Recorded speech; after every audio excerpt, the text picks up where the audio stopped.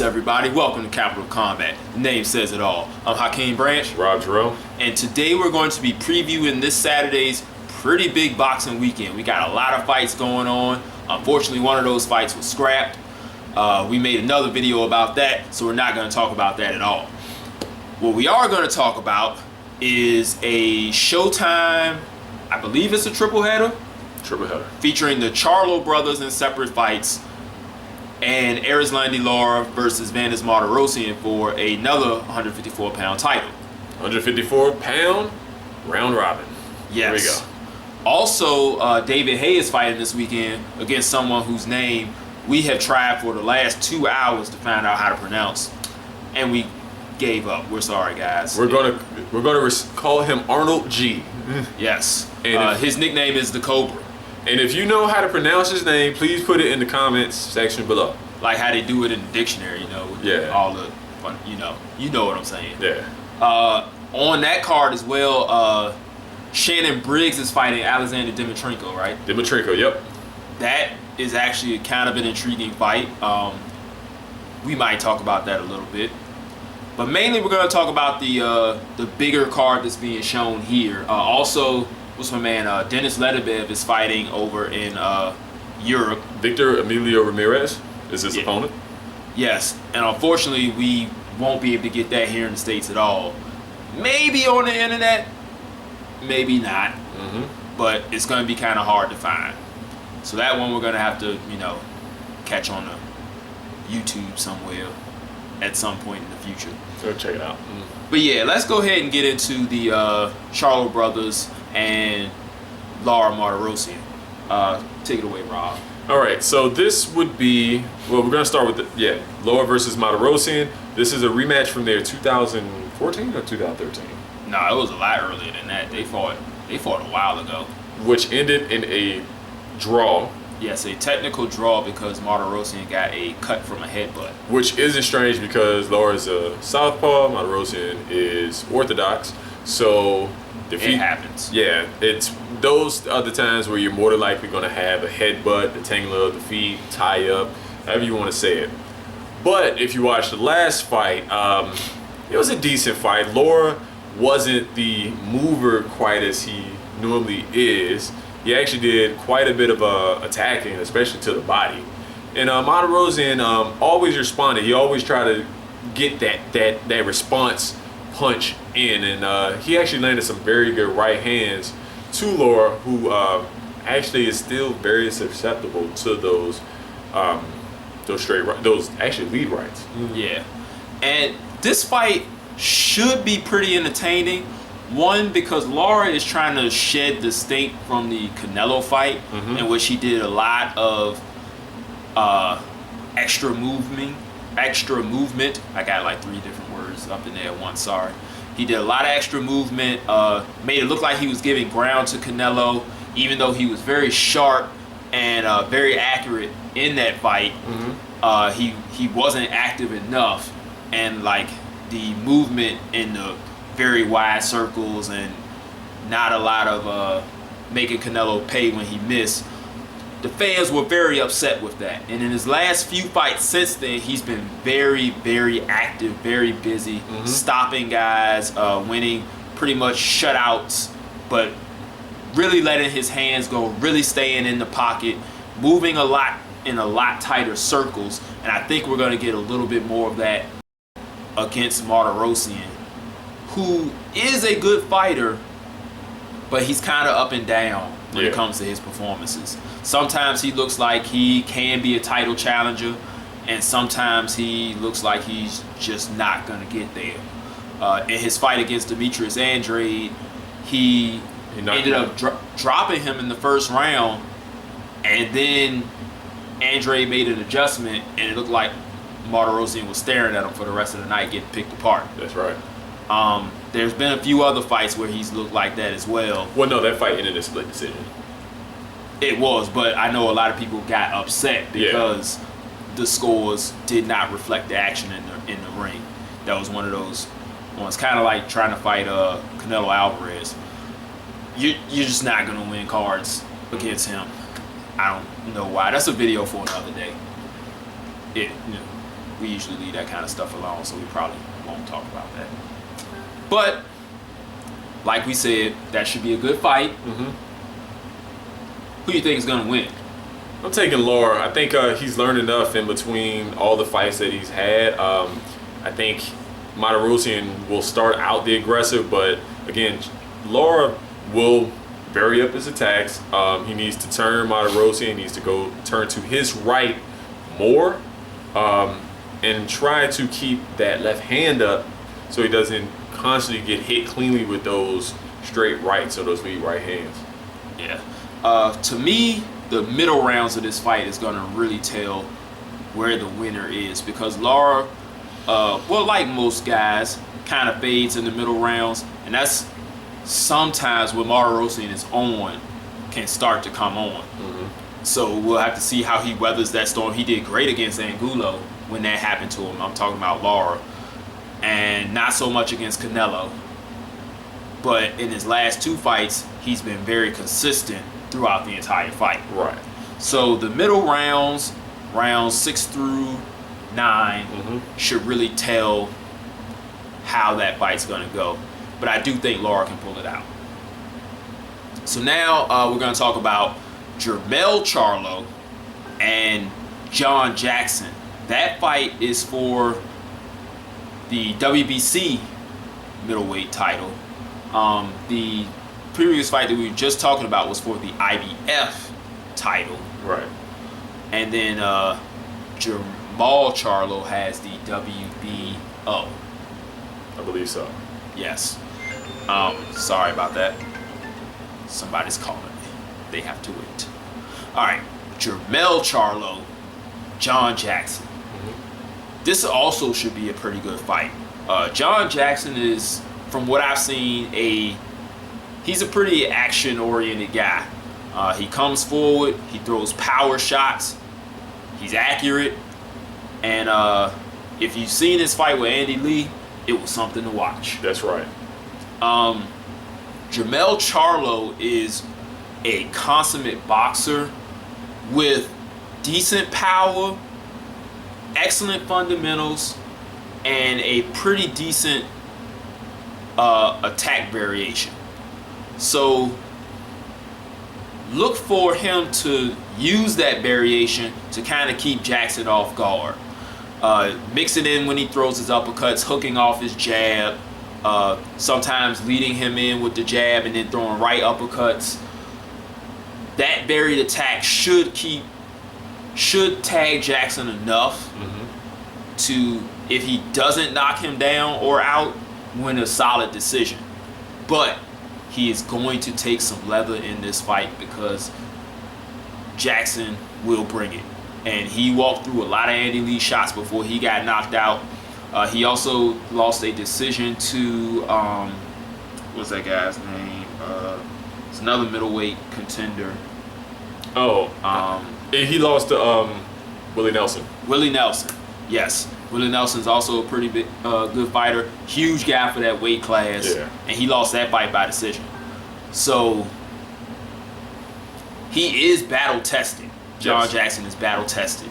So, like we said, this should be a good one. A good one that Charlo should be able to retain his title. Yeah, he needs to. Charlo, he should win, but he should be worried that that Jackson, his punch is the right hook because he is a southpaw, but he tends to change stances pretty seamlessly through the fight if you're not careful. Right. So that's the one thing I think he should watch out for, is just the switching of stances. It's going to be very subtle. It's not going to. The good thing is it's not long switches. Right. He pretty much switches back naturally to his southpaw stance from orthodox. Yeah. And if he does that mid-exchange, either he can catch him and hurt him, or he will get caught, because the punch angles change instantaneously, and if you don't notice it before he launches his attack, you can get tagged. That's right. Main event. Jermall Charlo, is he the older twin? I think he is the older twin. Yeah, he's also a little bit larger than Jermell. You can kind of see when they fight, not together, but you look at them. He looks to be the bigger brother. He also has more knockouts than Jamel. Yeah, he's the more I think the harder puncher, or he's the more aggressive of the two. Yes, but he's also still a boxer by foundation. They were both trained by Ronnie Shields for a very long time, who is an excellent trainer. He's been around the block for a long time, has had a lot of champions, and you can tell that he has ingrained the fundamentals into these gentlemen. Now, I love that. There are too many guys out here that aren't being taught fundamentals, who aren't being taught the actual sweet science of the game, and you start to see it when they get to the top level. And just kind of a note, I know the hotbeds for boxing is the LA area, of course Vegas, a lot of boxers move there, and of course Philly and New York. But look out for that Houston area in Texas. Errol Spence's in Houston or Dallas?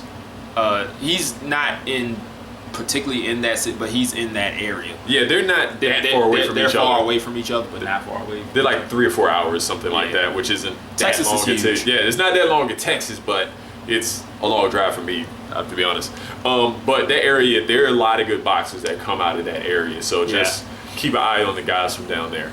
Yeah, and the Charlos Jamal is now being trained by Errol Spence's trainer, correct? Is it Jamal? I thought it was Jamel. Jamel.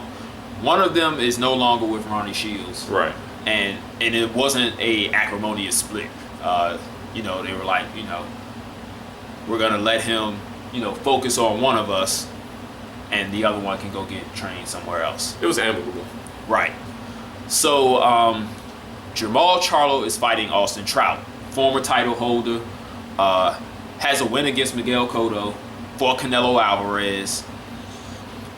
Has kind of been on the comeback trail for a while. I think he lost to somebody else. I can't remember. No, he lost to Lara as well.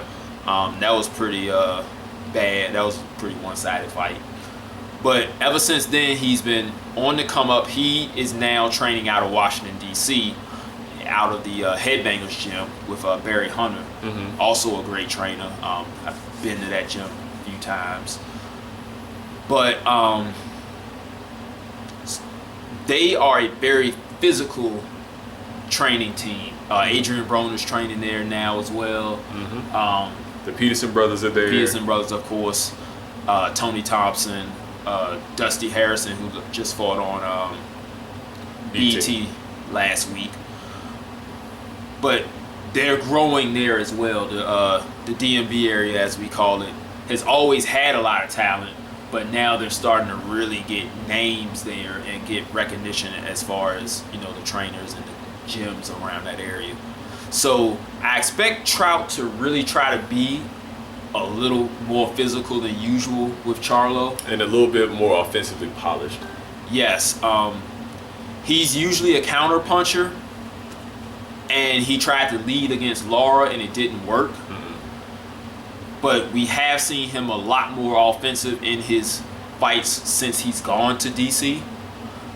So they're teaching him to be aggressive but defensively sound at the same time. Right. And he's going to need that against a hard-punching sharpshooter like Charlo. Now, his last 3 fights all ended early. He knocked out Joey Hernandez, and the 2 before that, they were retired. They just retired in their corner. I think they just stopped in their corner. So the offensive ability is improving. Yes, he's sitting down on his punches a lot more than he used to. But what he can, even though he's a counter puncher, he does have good defensive reflexes. I think his balance is just slightly off at times, that he can be caught and knocked down. He was knocked down in the Canelo fight. He was knocked down in the Lara fight. And he was knocked down in the fight. One of those 3 fights. No, it was the fight before those 3, because that's what caused him to change trainers. Gotcha. I want to say it was Brian Rose, but yes. Was it Brian Rose? Yes. Okay, so I think he was knocked down against Brian Rose, and he still ended up winning that fight. I don't think it was knockout. No, I think he did end up stopping him later on in that fight. Okay, so but he got knocked down in that fight early, and he's been knocked down in fights being caught open. Is usually when he opens up his offense. Right. That's why it's important that he was with Headbangers Gym. And it's going to be interesting because against a guy like Charlo, Jamal Charlo, if he's caught, then it just ain't going to be I'm caught and I'm let off the hook. This guy is offensively gifted and he's a finisher. Yes. So he definitely has to be aware of that. Yeah. Because if he doesn't, this fight's going to end early. He was able to last versus Canelo. He was able to last versus Lara. He was able to survive versus Rose. Did he go down versus Cotto? He didn't go down versus Cotto. Was it Rose? We'll have the notes in down here once we actually figure that out. If I'm thinking about it. But he's been pretty active lately, and that's a good thing. Charlo, not so much. I don't even remember who he fought last. Was it? He fought earlier this year. Oh yeah, he did fight. I don't think that was a big name though. Yeah, and he won by stoppage. But yeah, like Rob said, it wasn't a big name. It was a stay busy fight. But this is the best person that he's fought up to this point, which is going to be very telling on how tough he is, because I think he should be in tough in this fight.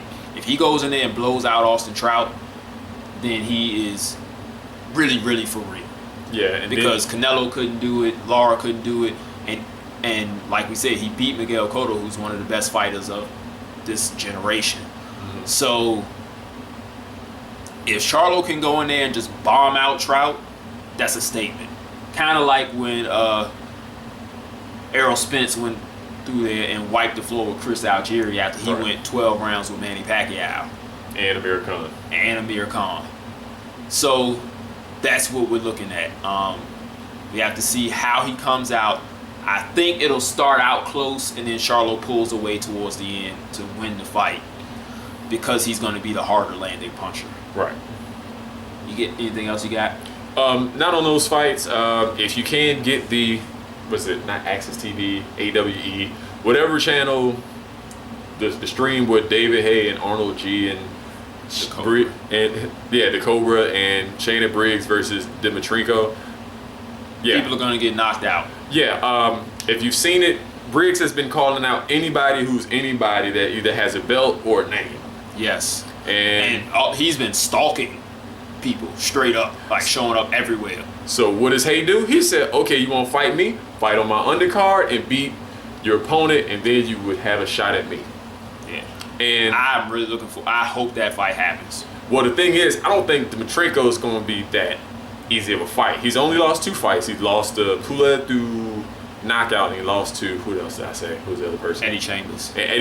And that was through decision. So he's not a bad fighter. It's just that I think he's a fresher fighter, while we know Briggs has been fighting since the early 90s. I was like 10 when he was a champ. But he's been fighting regularly, but the competition level has been... They might as well have been putting me in there, man. Yeah, so you really can't attest. But he does hit like a truck. He does hit like a truck. The last thing goes is power, and we know Briggs has power, so it'll be interesting. And of course, David Hayes fighting. He's still on the comeback trail. He's fighting the undefeated, the Cobra, Arnold, the Cobra G, out of Kosovo. And he's 6'5", so it's not like he's fighting just little guys. Yeah. The guy has a glossy record. I'm always aware of guys with glossy records from other countries because their competition might not be up there, or they're sparring, but you can't count those guys out because you don't know what the hell they can do. Yeah, they might show up. I mean, that's the same thing with guys from the States, too. There are a lot of guys from the States who have some really built-up records who really have not fought anyone.